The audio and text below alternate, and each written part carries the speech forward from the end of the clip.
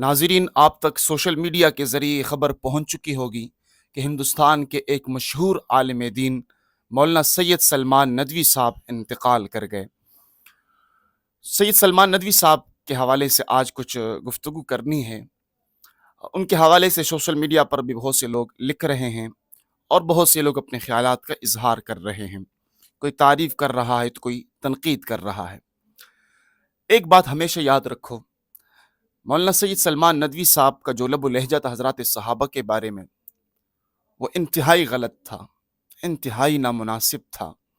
ان کی زبان سے نکلے ہوئے الفاظ جس بھی مسلمان کے کانوں تک پہنچے ہیں، اس سے ان کی دل آزاری ہوئی ہے، تکلیف پہنچی ہے اور انہیں غم پہنچا ہے، صدمہ پہنچا ہے کہ حضرت معاویہ جیسے عظیم المرتبت صحابی کے بارے میں وہ انتہائی نامناسب الفاظ استعمال کرتے ہیں۔ حضرت ابو ہریرہ اور دیگر صحابہ کے بارے میں ان کی جو رائے تھی، ان کی زبان سے نکلے ہوئے جو الفاظ تھے، انتہائی غلط تھے۔ صحابہ کوئی عام جماعت نہیں ہے۔ یاد رکھو، جس طرح اللہ نے انبیاء کو نبوت کے لیے منتخب فرمایا، اسی طرح اللہ نے صحابہ کی جماعت کو نبیوں کے سردار محمد عربی صلی اللہ علیہ وسلم کے لیے منتخب فرمایا۔ قرآن اٹھا کے دیکھیے، قل الحمد للہ وسلام علی عبادہ الذین اصطفیٰ۔ اس آیت کے تحت مفتی شفیع عثمانی صاحب رحمۃ اللہ علیہ لکھتے ہیں کہ صحابہ منتخب لوگ ہیں، اور اس کی تائید ایک حدیث سے بھی ہوتی ہے۔ پیارے آقا نے فرمایا، اکرموا اصحابی فانہم خیارکم، میرے صحابہ کی تکریم کرو، انہیں عزت دو، کیونکہ وہ تم میں سے منتخب لوگ ہیں، تم میں سے برگزیدہ لوگ ہیں۔ یاد رکھو، لوگ قیمتی چیز ہمیشہ قیمتی جگہ رکھتے ہیں، مقدس چیز انسان ہمیشہ مقدس جگہ رکھتا ہے۔ تو اللہ نے نبیوں کے سردار، مقدس ترین نبی کو دنیا کے اور اس امت کے مقدس اور اعلیٰ اور بالا جماعت میں رکھا، جنہیں صحابہ کی جماعت کہتے ہیں۔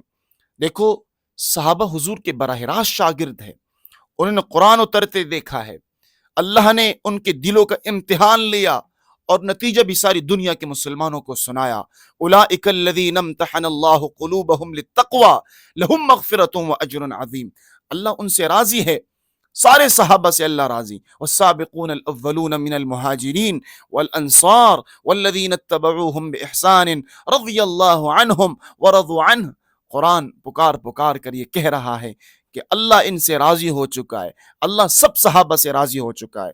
1,00,000 سے زائد جتنے بھی صحابہ تھے، وہ تقوی اور ولایت کے سب سے اعلیٰ درجے پر فائز تھے۔ علامہ ابن تیمیہ رحمہ اللہ نے اپنی کتاب الصارم المسلول علی شاتم الرسول میں بڑی کام کی بات لکھی ہے۔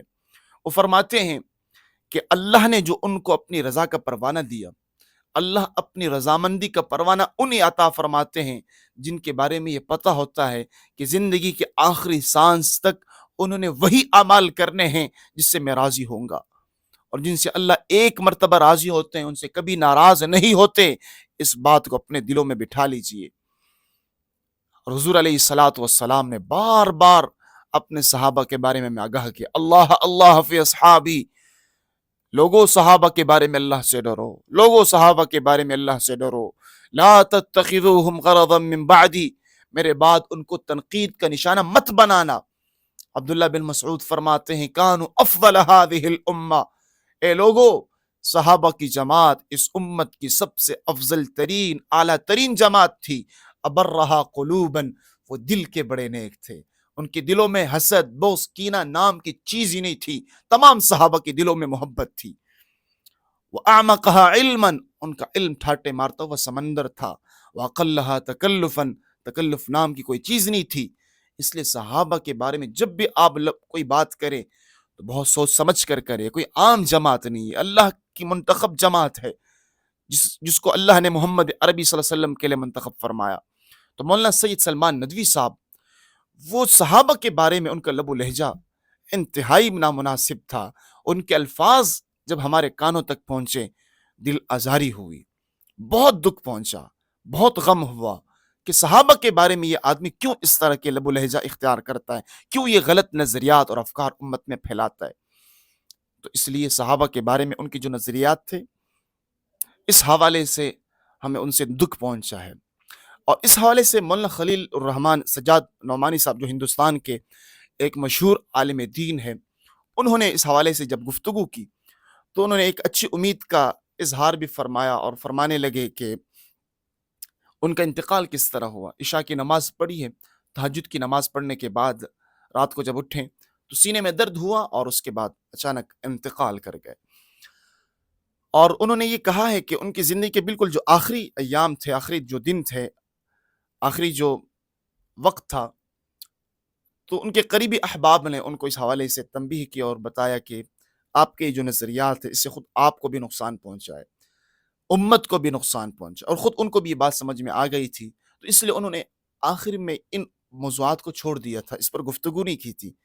تو ہم امید ہی کر سکتے کہ امید ہے انہوں نے توبہ کی ہے ہوگی، اللہ کرے یہ نظریہ اور یہ امید اچھی ہو، اللہ تعالیٰ کرے کہ یہ اچھی ہو۔ تو اس لیے اچھا، یہ جو جدید اسکالرز ہیں ان کو اس حوالے سے سبق لینا چاہیے کہ آپ دیکھیے کہ ان کے زبان سے نکلے ہوئے جو جملے تھے صحابہ کے بارے میں، انہوں نے ان کو ان جملوں نے کہاں سے کہاں گرا دیا، کہاں سے کہاں گرا دیا۔ وہ بڑے عالم تھے، متبحر عالم تھے، لیکن صحابہ کے بارے میں جب انہوں نے غلط باتیں کی، غلط نظریات اور افکار پھیلائے تو کہاں سے کہاں گرے۔ تو اللہ تعالیٰ ہم سب کے حال پر کرم فرمائے، رحم فرمائے، اور حضرات صحابہ کی تعظیم اور تکریم کی ہمیں توفیق عطا فرمائے، اور جانے والوں کی اللہ تعالیٰ اگر انہوں نے توبہ کی ہے اس نظریات سے تو اللہ تعالیٰ ان کی کامل مغفرت فرمائے، جنت الفردوس میں اللہ تعالیٰ ان کو اعلیٰ مقام نصیب فرمائے، اور ان کی لغزشوں سے اللہ کریم انہیں معاف فرمائے۔